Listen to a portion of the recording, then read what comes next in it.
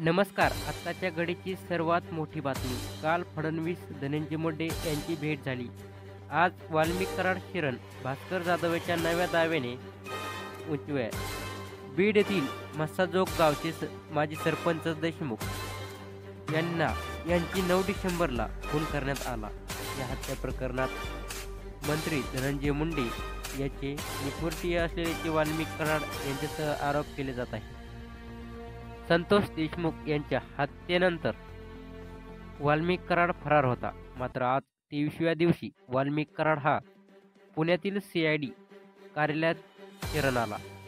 यावरून शिवसेना ठाकरे गटाचे नेते भास्कर जाधव यांनी नवा दावा केल्याने सर्वच भुवया उचलत आहेत.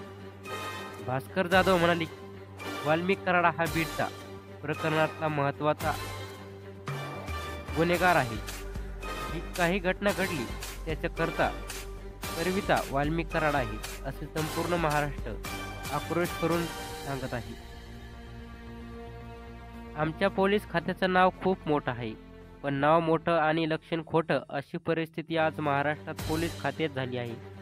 वाल्मिक कराडला शोधण्याकरिता पोलिसांनी वेगळी पथकं तयार केली. राज्यकर्त्यांनी त्यांनी मोठी आव्हान केली आणि पुण्यात स्वतः वाल्मिक कराड शरण येतो.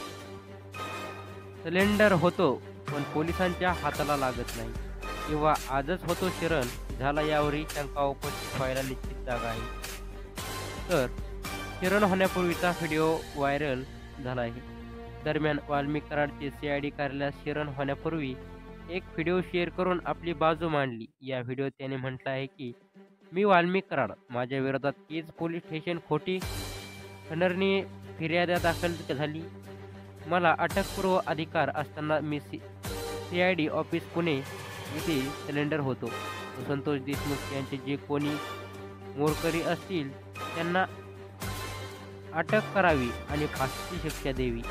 राजकीय रेषेने माझं नाव त्यांच्याशी जोडलं जात आहे. पोलीस तपास निरीक्षण येतील, त्यावर मी जर दोषी असलो तर मलाही शिक्षा द्या. ती शिक्षा मी भोगायला तयार आहे, असं वाल्मिक कराड हे स्वतः बोलले व्हिडिओच्या माध्यमातून. तर असेच नवीन अपडेटसाठी सबस्क्राईब करा. धन्यवाद.